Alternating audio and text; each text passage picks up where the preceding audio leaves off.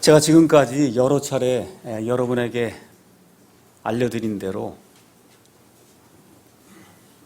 목사는 성도들에게 하나님의 모든 계획을 선포하고 알려줘야 될 책무를 지닌 사람입니다.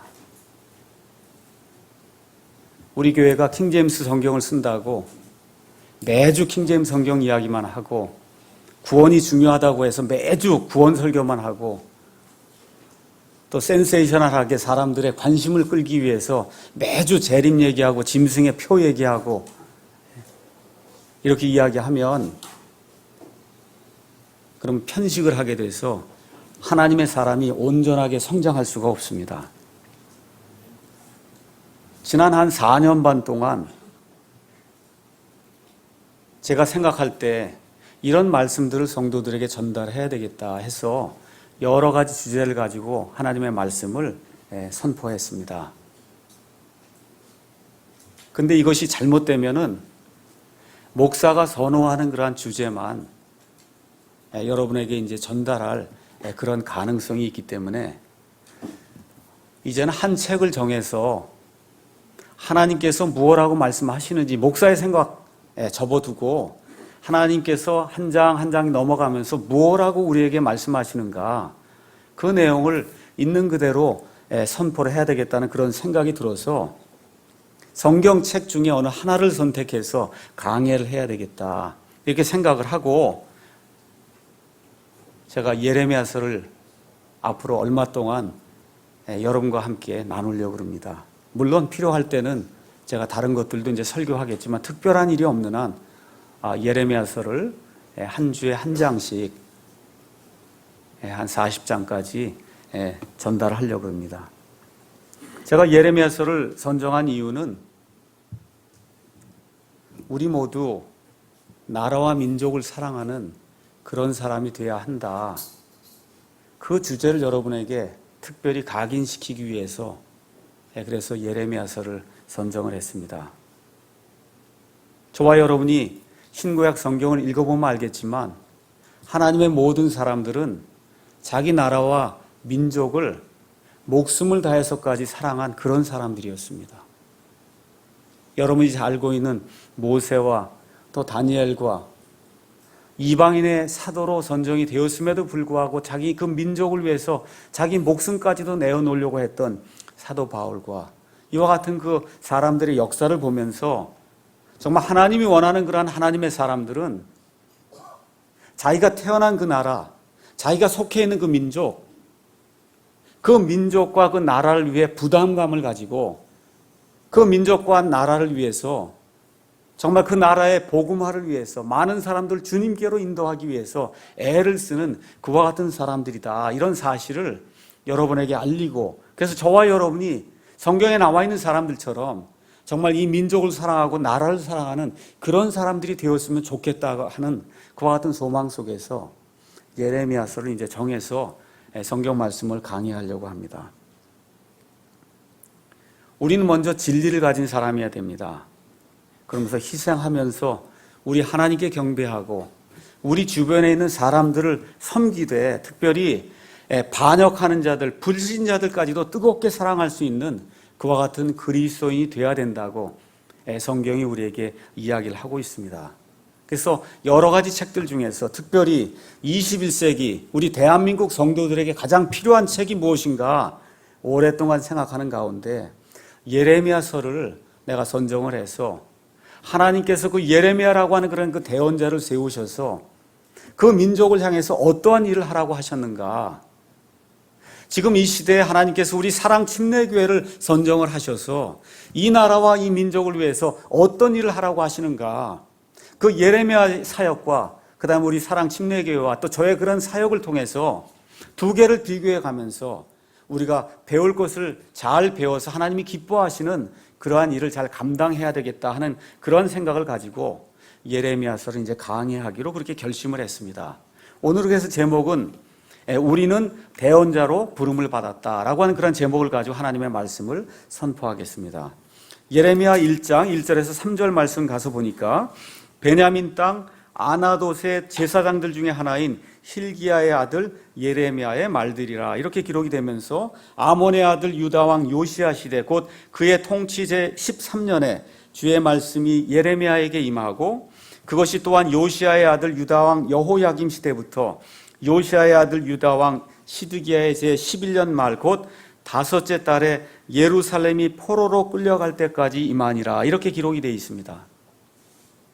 여기 가서 보니까 예레미야라고 한 사람은 나면서부터 제사장이다. 성경이 그렇게 기록을 하고 있고 어디 살던 사람이냐 하면 예루살렘에서 북쪽으로 약 5km 떨어진 베냐민 땅의 아나돗이라고 하는 그와 같은 도시에 살고 있던 그런 사람이라고 성경이 이야기를 하고 있습니다. 예레미야라고 하는 그런 그 이름의 뜻은 여호와께서 임명하신 자다.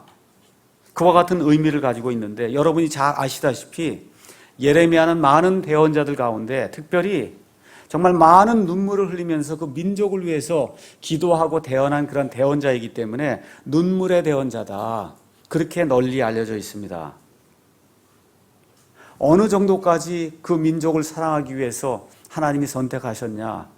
너는 결혼하지 말고 아들, 딸을 낳지 말고 그리고 오직 이 민족을 향해서만 대언해라. 그래서 성경에서 유일하게 결혼하지 말라고 하나님의 명령을 받은 그와 같은 대언자가 예레미야 대언자입니다. 16장 2절에 기록이 되어 있습니다.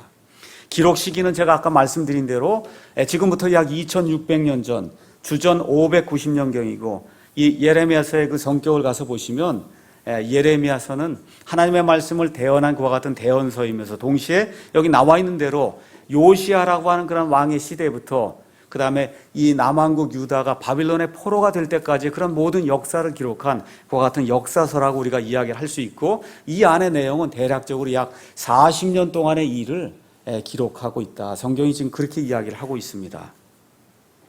예레미야서를 이제 공부하니까 간단하게 그 주제를 이제 살펴보면 유다와 예루살렘의 죄들에 대한 하나님의 경고가 예레미야를 통해서 대언이 되고 있고 또한 동시에 그들이 죄를 지을 때 하나님의 심판이 임한다고 하는 그와 같은 경고의 메시지가 예레미야를 통해서 또한 대언이 되고 있고 이 심판이 끝난 이후에 하나님께서 이 예레미야 백성 유대인들을 다시 그 땅으로 보내셔서 천년왕국 가운데 정말 하나님이 원하시는 의의 통치가 이루어지는 그와 같은 때가 이 유대인들을 향해서 열린다고 하는 그런 소망의 메시지가 예레미야서를 통해서 우리에게 전달이 되고 있습니다.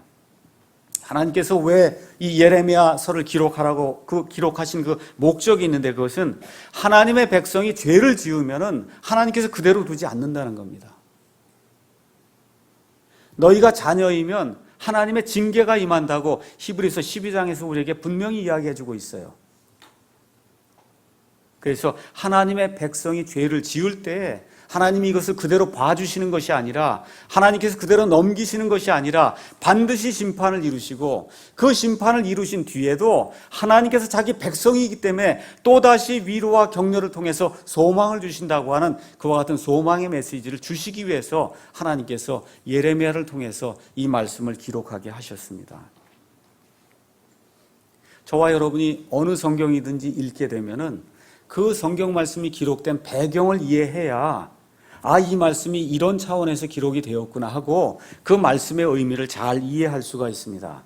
여러분이 잘 아시는 대로 하나님께서 사울이라고 하는 이스라엘의 초대 왕을 주시고 그 이후에 다윗을 주시고 다윗 이후에 솔로몬을 주셨어요. 그래서 왕정 시대가 약 400년 진행되는 가운데 사울이 40년, 다윗이 40년, 솔로몬이 몇 년이요? 40년 통치를 했습니다. 그래서 120년이 지난 이후에 이 왕국이 북왕국 이스라엘과 그 다음에 남왕국 유다로 나뉘게 되면서 북왕국 이스라엘은 처음부터 끝까지 우상을 숭배하며 하나님 곁을 떠나 나가서 타락의 길을 걸어간 그와 같은 역사를 우리에게 보여주고 있고 남왕국 유다도 가서 보면 많은 왕들이 있었지만 대부분의 왕들이 하나님이 원하는 그런 방향으로 걷지 아니하고 그 중에 몇몇 왕들만 극심하게 타락한 그런 상태에서 다시 부흥을 일으키려고 노력했다고 하는 그와 같은 사실을 성경을 통해서 우리가 알 수가 있습니다.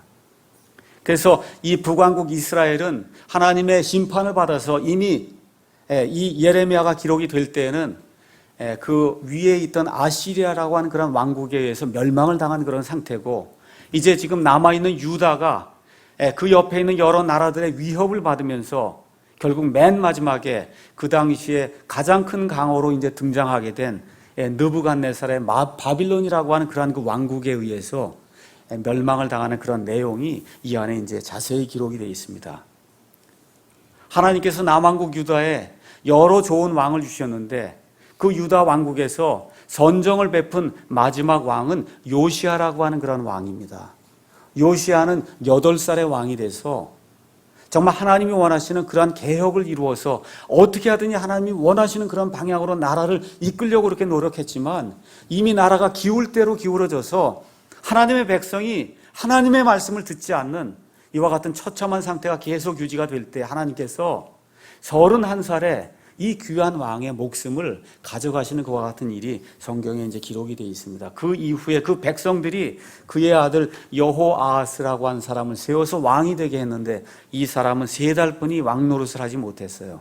이집트에 파라오 느고가 와서 이 사람을 폐위시키고 이집트로 데려가면서 그의 형제 여호야김을 세웠는데 그 여호야김이 11년 동안 이 유다를 이제 통치하게 됩니다.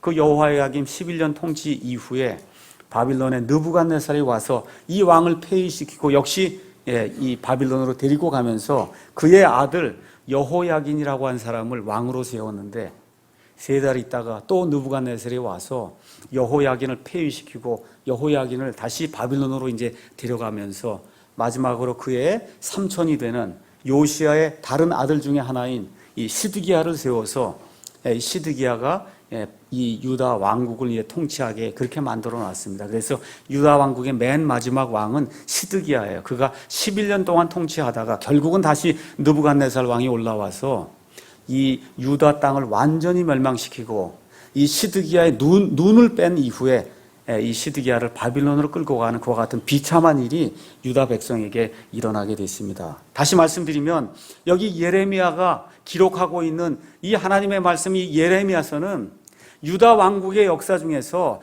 가장 비참한 때, 나라가 몰락할 때, 정말 하나님의 백성이 타락할 때 어떤 일들이 일어나고 있는가를 우리에게 있는 그대로 하나님께서 적나라하게 보여주는 그와 같은 역사의 말씀이 이 안에 기록이 되어 있는 겁니다. 그래서 대언자 예레미야는 백성들이 극도로 부패하고 배도하고 타락한 그런 시기에 살면서 하나님의 말씀을 대언했던 그와 같은 대언자입니다. 그래서 여기 남왕국 유다가 있는데 이 남쪽에는 이집트라고 하는 커다란 그런 왕국이 있고 그 위에는 아시리아라고 하는 그런 강력한 그런 왕국이 있고 그 다음에 이쪽 동쪽으로는 바빌론이라고 하는 그런 왕국이 호시탐탐 이 유다를 노리고 있는 이런 상황이었습니다. 이런 가운데 아시리아가 주전 600년경에 멸망을 당하고 말아요. 그래서 저 위에는 이제 바빌론이라고 하는 그런 왕국이 있고 밑에는 이집트라고 하는 그런 왕국이 있는데 이 유다라고 하는 이런 왕국의 백성들이 어느 편에 들어야 우리가 목숨을 유지할 것인가 이것 가지고 다투는 그런 내용이 이 안에 이제 기록이 되어 있습니다. 우리가 이집트 편에 서야 되냐 아니면 우리가 바빌론 편에 서야 되느냐 이것 가지고 다투는 그와 같은 내용이 이 안에 이제 기록이 되어 있습니다. 그래서 예레미야는 여기 나와 있는 대로 요시아라고 하는 그런 왕의 통치 제 13년의 활동을 시작해서 바빌론 포로 생활이 이루어질 때까지 약 40년 동안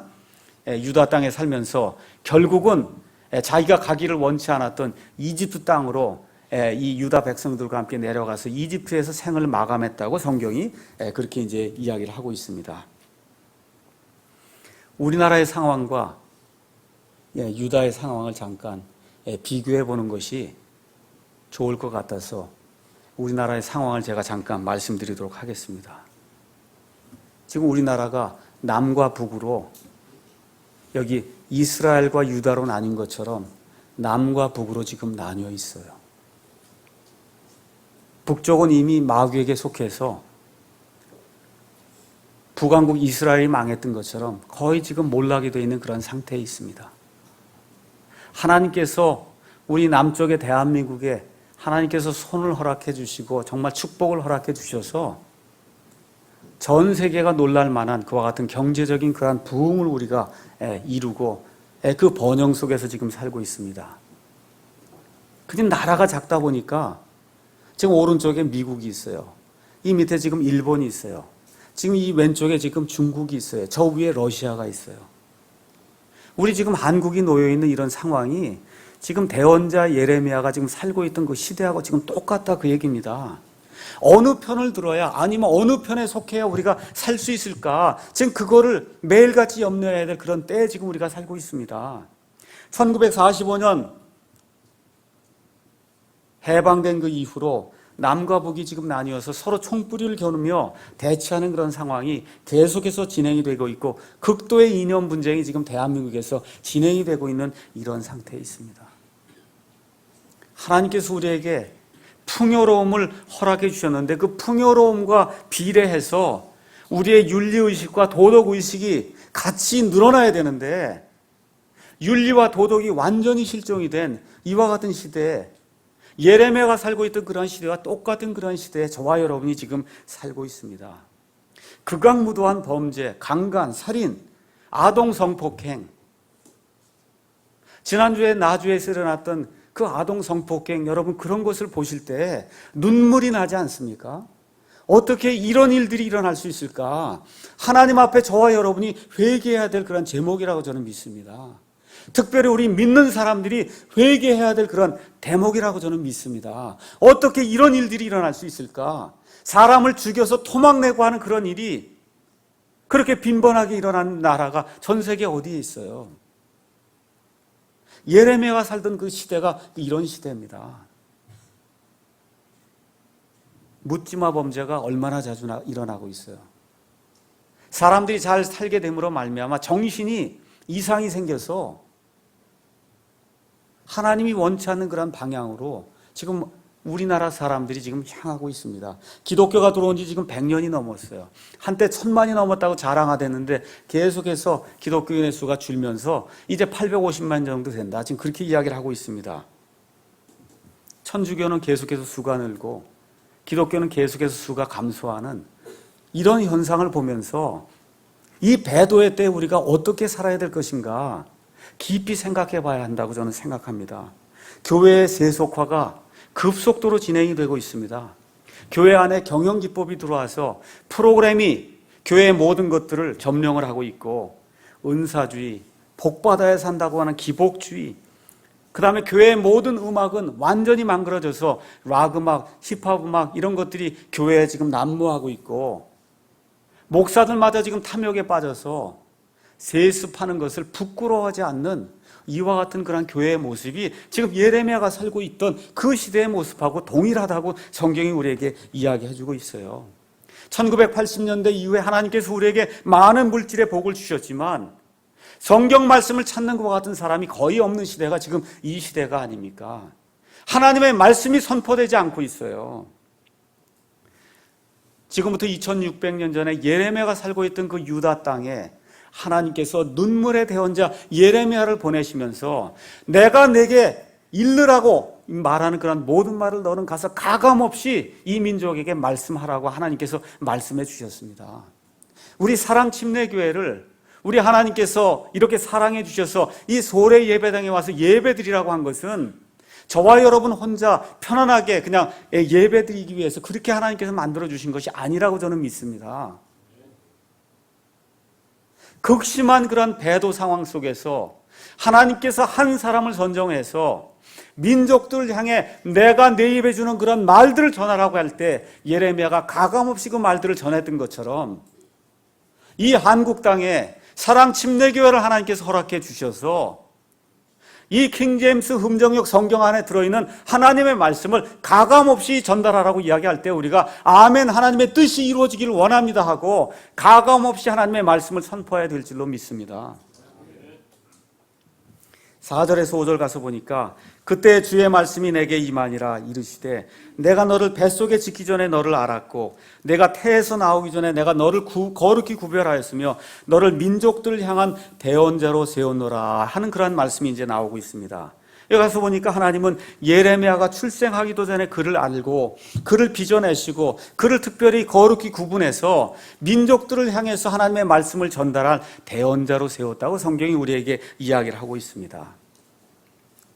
우리 킹제임스 성경에는 대언자라고 기록이 되어 있는데 다른 성경에는 선지자라고 기록이 되어 있습니다. 이거 아주 잘못된 그런 번역이에요. 기존 번역에서 이렇게 번역이 프라핏이라고 하는 그런 단어를 선지자라고 잘못 번역했기 때문에 교리적인 그런 충돌이 성경 말씀을 통해서 곳곳에서 일어나고 있습니다. 이 영어의 프라핏이라고 하는 그런 단어는 예언자나 선지자가 아니고 어떤 사람이 말을 주면 그 말을 그대로 전해야 될 그와 같은 책무를 지닌 대언자라고 하는 그런 뜻입니다. 여기 가서 성경 말씀 그대로 제가 보겠습니다. 7절 가서 보겠습니다. 대언자가 뭐 하는 사람이냐? 그러나 주께서 내게 이르시되 나이는 아이니이다 하지 말고 내가 너를 보내어 말하게 할 모든 자에게 너는 가며 내가 내게 무엇을 명령하든지 너는 말할지니라. 이 책무를 받은 사람이 대언자예요. 이 대언자의 책무 중에는 백성을 경고하는 말씀도 있고 위로하는 말씀도 있고 또 앞날에 대한 그런 예언의 말씀도 들어있는 겁니다. 여기 또 가서 9절 가서 보니까 주님께서 뭐라고 말씀하시냐 하면 내가 내 말들을 내 입에 두었노라. 하나님의 말들을 받은 사람이 대언자입니다.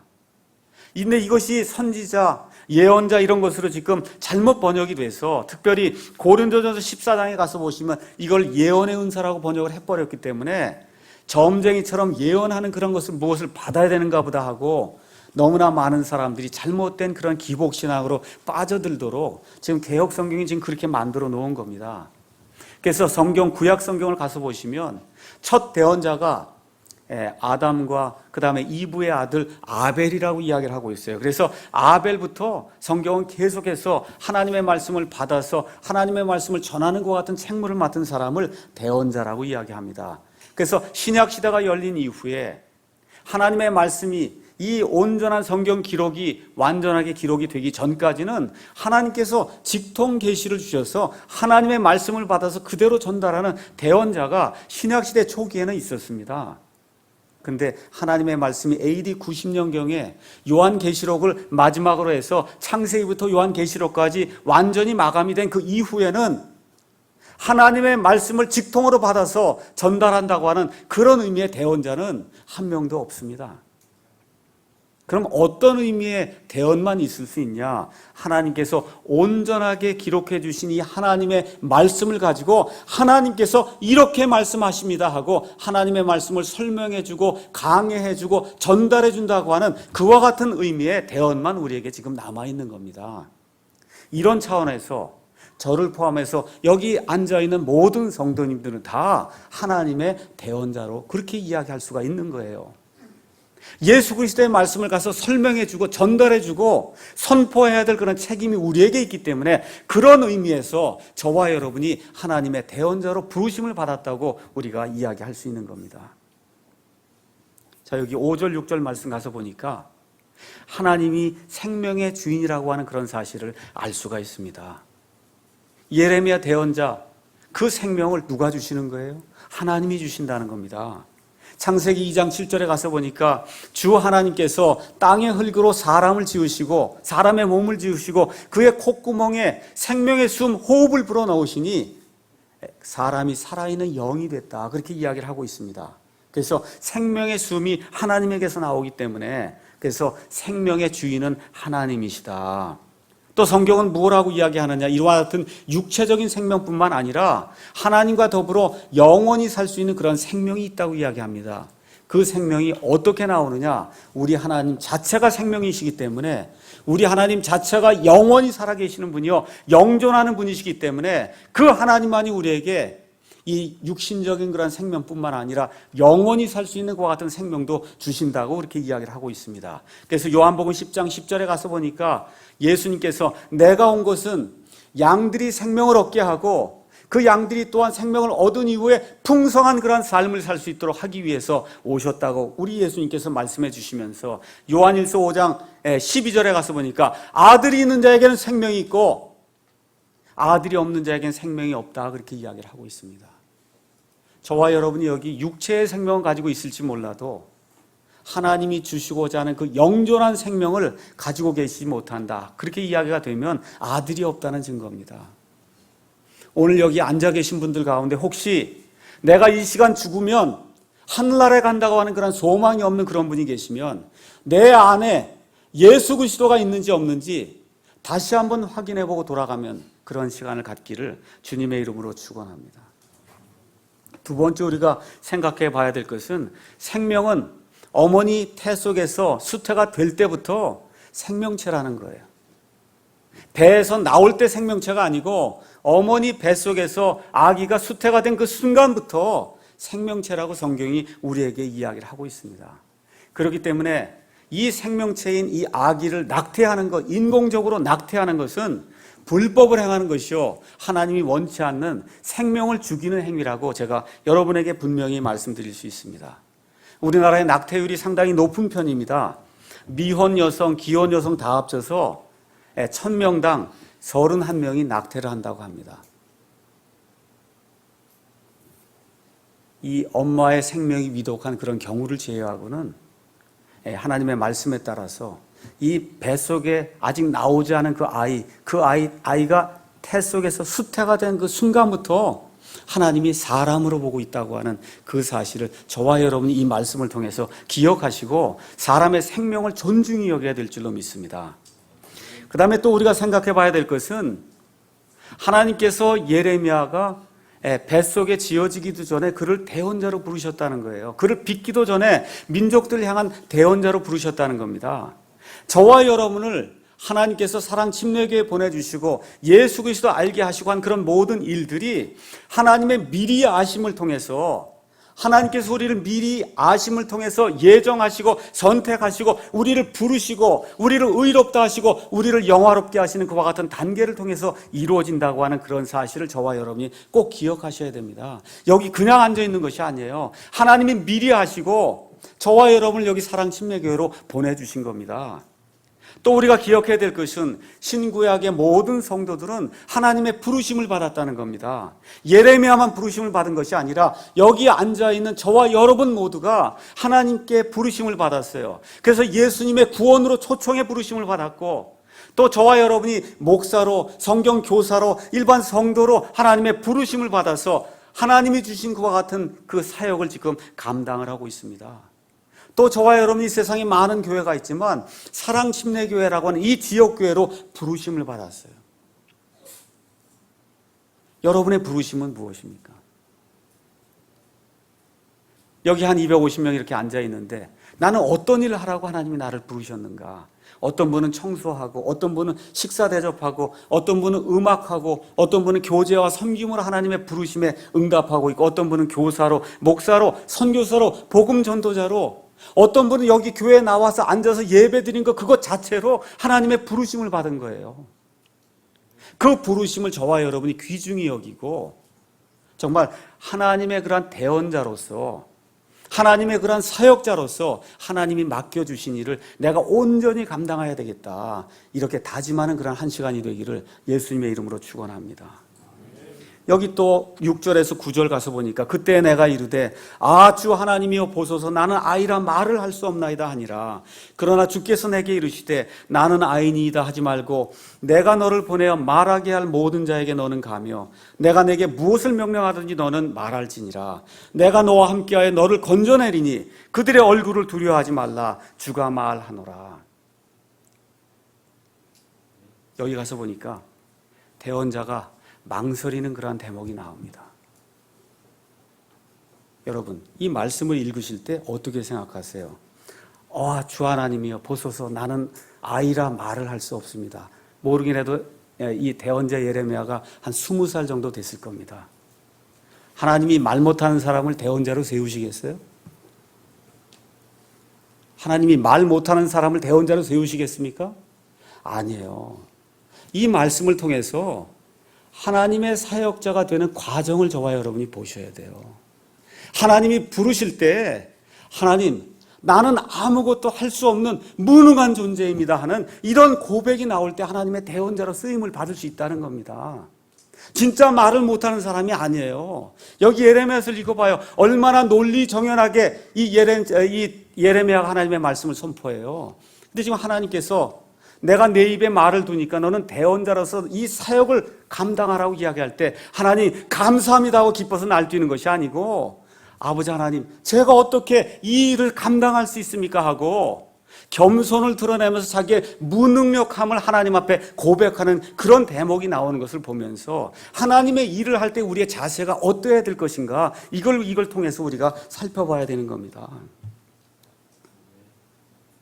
예레미야만 그런 것이 아니에요. 출애굽기 가서 잠깐 보겠습니다. 출애굽기 4장에 가서 보시면 모세 역시 하나님의 부르심을 받을 때 똑같은 이야기를 하고 있습니다. 뭐라고 이야기하느냐? 4장 10절에 하나님께서 모세를 부르셔서 이집트 땅에 가서 내 백성을 구원하라고 이야기할 때 4장 10절에 모세가 주께 아뢰되 오 내 주여 나는 말에 능하지 못하나이다. 지금까지도 그러하였고 주께서 종에게 말씀하신 이후에도 그러하오니 나는 말이 느리고 혀가 둔한 사람입니다.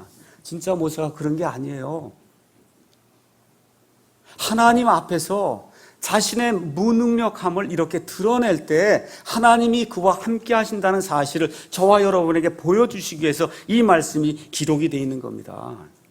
그래서 하나님의 이 종들이 부르심을 받을 때 가서 보면 공통적으로 나타나는 그런 현상이 하나님 저는 힘이 없는 사람입니다. 능력이 없는 사람입니다. 말에 능력이 없는 사람입니다. 라고 고백하며 하나님의 능력을 의지하게 될 때 우리 하나님께서 그에게 능력을 허락해 주셔서 사역을 감당하게 하신다는 것이 성경에 공통적으로 나와 있는 하나님의 사람들의 고백입니다. 이걸 저와 여러분이 꼭 기억하셔야 돼요. 특별히 우리 교회가 어제 신학원을 이제 열었습니다. 한 25명 정도의 그 학생들 가운데 아마 7, 8명은 특별히 목회자로 훈련받기 위해서 제가 신학원을 합니다 하고 그렇게 이제 적어서 냈습니다. 저는 정말 우리 교회에서 많은 목회자가 나오기를 간절히 원합니다. 우리 지역에, 우리 이 한국 땅에 얼마나 많은 곳에서 목회자를 기다리고 있는지 알 수가 없습니다. 그래서 하나님의 말씀을 정말 잘 대언할 수 있는 그와 같은 목회자가 나오기를 간절히 원합니다. 마틴 로이드 존스 목사님의 설교와 설교자라고 하는 그런 책을 가서 보면 그분의 간증이 나와 있어요. 역사적인 그런 데이터를 인용하면서 마틴 로이드 존스가 이야기하는 것이 있습니다. 그것이 무엇이냐? 훌륭한 설교자로 부르심을 받을 때에는 대부분의 사람들이 공통적으로 느끼는 것이 여기 예레미야가 고백했던 그런 내용이라는 겁니다. 하나님, 신학교를 졸업했으니까 가서 설교를 해야 되겠다. 얼마나 기쁜 일이냐. 이것이 아니고 그 이후에도 계속해서 못합니다. 나는 잘 할 수가 없습니다. 못합니다. 하는 그와 같은 그 절망과 그런 낙심의 시기를 거친 가운데 하나님께서 그에게 능력을 부여하실 때 그 사람이 하나님의 말씀을 온전히 대언하는 그런 설교자가 되었다는 그와 같은 말씀이 역사적인 그런 기록에도 나와 있어요. 그래서 이 신학원을 다니시면서 특별히 목사가 되기를 그렇게 원하시는 그런 분들이 계시면 단순히 지식으로 목사가 되는 것이 아니고 하나님 앞에 내 자신을 낮출 때 하나님의 능력이 임하셔서 내가 말씀을 선포할 수 있는 거다 이렇게 생각을 하시고 내 자신을 낮추는 그와 같은 연습을 지금부터 부지런히 하셔야 됩니다. 근데 잘못 이해하시면 안 돼요. 하나님 앞에서만 나를 낮추면 되는 것으로 생각하면 안 됩니다. 베드로전서 5장 5절에 가서 보면 이런 말씀이 있어요. 베드로전서 5장 1절에서 이제 4절은 베드로가 너희 가운데 있는 장로들에게 권면한다 해서 목사들이 어떻게 행해야 된다고 하는 것을 지금 베드로가 이야기를 하고 있습니다. 그래서 목사들 다 이야기를 끝난 다음에 5절에 가서 보니까 너희 젊은 사람들아 이와 같이 장로에게 복종하라는 거예요. 여기 나와 있는 것은 장로들 가운데 나이가 어린 사람도 있고 나이가 많은 사람도 있고 지금식으로 얘기하면 전도사도 있고 조령 목사도 있고 부목사도 있고 담임 목사도 있고 여러 종류가 있다는 겁니다. 하나님에게 순종하고 하나님에게 겸손한다고 하는 것은 여기 나와 있는 대로 담임 목사와 교회에 주신 그와 같은 질서에 겸손히 행하고 그 질서를 따라서 순종하며 사는 것을 이야기하는 거예요. 제가 지금까지 많은 사람들을 보아왔습니다. 목사들 가운데 특별히 우리가 꼭 기억해야 될 것은 하나님 앞에 겸손하다고 하는 것은 사람들 앞에 겸손한 것으로 드러나야 된다는 겁니다. 질서를 지킬 줄 알아야 된다는 거예요. 이걸 지키지 못하면 하나님이 원하시는 그런 목회자가 되기가 대단히 어렵습니다. 그래서 지금 여기 나와 있는 대로 대언자가 지금 하나님의 말씀이 임하게 될 때 기뻐서 날뛴 것이 아니고, 그렇죠? 하나님, 저는 못합니다. 저는 능력이 없습니다. 제가 무슨 말을 할 수 있습니까? 이와 같이 자기 자신을 낮추고 낮출 때 하나님께서 내가 너와 함께하니까 걱정하지 말고 나가서 내 말을 전하라고 하나님의 능력을 부여해 주실 때, 하나님께서 베드로전서 5장 5절에 있는 것처럼 때가 될 때 너를 높이리라고 하실 때 그때 높은 사람이 되는 거예요. 그렇게 될 때 교만하지 않고 하나님의 말씀을 끝까지 선포하다가 하나님이 원하시는 그 방법대로 삶을 마감할 수 있는 그런 귀한 대언자가 될 수 있는 겁니다. 그래서 목사나 아니면 성경 교사뿐만 아니라 우리 교회 안에 여러 가지 직책을 맡으신 분이 있어요. 어떤 분은 아이들 가르치는 그런 선생님으로, 어떤 분은 음악하는 분으로, 어떤 분은 식사하는 그런 대접하는 그런 일들을 맡은 거, 여러 가지 그런 일들을 맡고 있습니다. 가장 중요한 것은 내 자신이 정말 내가 섬기고 있는 저 사람들, 그 사람들 앞에 겸손하게 행하고 있는가, 이거를 늘 점검하셔야 됩니다. 내가 하고 있는 그 일이 위로 자꾸 올라가서 무언가 내가 큰 권위를 갖고 있는 것을 이렇게 착각을 하면 그러면 문제가 생긴다는 거예요. 그럼 교회에 문제가 생깁니다. 그래서 내가 섬기고 있는 저 사람들, 그 사람들 앞에 내가 정말 겸손하게 행하고 있는가, 정말 사람으로 법이나 어떤 원칙보다 사람을 사람으로 대접하고 사람을 더 귀중히 여기는 그와 같은 이 사역자들이 되기를 주님의 이름으로 축원합니다. 이렇게 될 때 하나님의 부르심이 있으면 인간의 나약함과 인간의 이와 같은 무기력한 것은 하나님이 해결시켜 준다는 거예요. 9절에 그렇게 하나님 말씀하시지 않습니까? 이와 같이 자기 자신을 낮출 때 하나님께서 그 손을 내미사 예레미야 입에 대시며 뭐라고 말씀하세요? 내가 내 말들을 내 입에 두었노라 말씀하시면서 8절에 내가 너와 함께하여 너를 건져내리니 그들의 얼굴을 두려워하지 말라, 하나님이 그렇게 말씀해 주시는 겁니다. 다시 말씀드려서 사람은 하나님과 사람 앞에 겸손해야 되고 나머지 일은 하나님이 책임져 주신다는 거예요. 하나님이 할 수 있는 것과 같은 능력을 허락해 주신다는 겁니다. 왜 그렇습니까? 하나님은 사람의 연약함이나 혹은 사람의 수의 많고 적음에 의해서 제약을 받는 분이 아니에요. 이것은 하나님의 사역자가 아무것도 몰라도 된다, 그렇게 이야기하는 것이 전혀 아닙니다. 공부 많이 해야 좋은 사역자가 될 수 있습니다. 그럼에도 불구하고 하나님 앞에 설 때에는 겸손한 마음을 가지고 여기 있는 사람들 내가 어떻게든 섬겨야 되겠다는 그런 마음을 가지고 자신의 연약함을 하나님 앞에 인정하고 자기의 연약함 때문에 하나님 앞에서 고뇌하고 낙심하고 절망하는 것과 같은 시간을 가질 때 우리 하나님의 능력을 힘입어서 하나님이 원하시는 그러한 사역을 할 수 있다는 거예요. 그럼 대언자의 사역이 무엇이냐? 7절, 그 다음에 9절, 10절 여기 가서 보니까 제가 9절 읽겠습니다. 대언자의 사역은 주께서 자신의 손을 내미사 내 입에 대시며 내게 이르시되 보라 내가 내 말들을 내 입에 두었노라. 보라 내가 이날 너를 민족들과 왕국들 위에 세워 그것들을 뿌리째 꽂고 무너뜨리며 파멸시키고 파괴하며 세우고 심게 하였느니라. 이렇게 이제 기록이 되어 있습니다. 예레미야가 단순하게 유다 민족만을 향한 것이 아니라 그 외에 다른 세상의 여러 왕국들을 향해서 대언자의 역할을 감당해야 된다고 하나님께서 말씀해 주세요. 이 일이 쉬워 보입니까? 어려워 보입니까? 어려운 일이에요. 남을 섬기는 것이 쉬운 일이 아닙니다. 어려운 일입니다. 힘든 일입니다. 이 세상에서 우리가 하나님의 말씀을 선포하고 가르쳐주고 설명하고 이 일하는 것이 보통 어려운 일이 아니에요. 요 근래 우리 교회에 다른 그러한 그 어려움을 당하는 교회에서 여러 형제들이 나와 지금 같이 예배드리고 있습니다. 그분들이 과거에 알고 있던 그와 같은 잘못된 것들을 제대로 깨닫고 과거에 있던 그런 교회 성도들이 너무 불쌍해서 그 진리를 가르쳐 주려고 할 때 고개를 설레설레 흔들고 접촉하려고 하지 않고 얼마나 그것이 힘든 것인가 이 형제님들이 누구보다 잘 알고 있어요. 어려운 일입니다. 이 하나님의 말씀이 우리에게 임해서 이 하나님의 말씀을 들고 가서 말씀을 선포하는 그 일이 쉬운 일이 아니에요. 근데 대언자가 해야 될 그 두 가지 일이 있다. 성경이 우리에게 이야기하고 있습니다. 하나는 뭐냐? 악한 것은 뿌리째 뽑고 무너뜨리고 파멸시키고 파괴해야 됩니다. 이 진리의 말씀을 가지고 이 악한 세상과 바르게 행하지 못하는 그런 교회와 목사들 향해서 하나님의 말씀을 올바로 선포해서 악한 것은 다시 말씀드리지만 뿌리째 뽑고 무너뜨리고 파괴시키고 그 다음에 파멸시켜야 될 것 같은 책임이 우리 대언자들에게 있는 겁니다. 그 다음에 또 두 번째 해야 될 일이 뭐예요? 좋은 것은 세우고 가꾸고 심어야 된다고 지금 10절에서 대언자에게 책무를 주시면서 하나님이 우리가 해야 될 일이 무엇인가 우리에게 알려주시는 겁니다. 그래서 바른 성경을 들고 바른 구원을 외치고 바른 교리를 가르치고 바른 교회를 하면서 바른 가정과 바른 사회를 이루어야 될 그와 같은 책무가 우리에게 있는 겁니다. 한국 땅에 통일이 이루어져야 된다.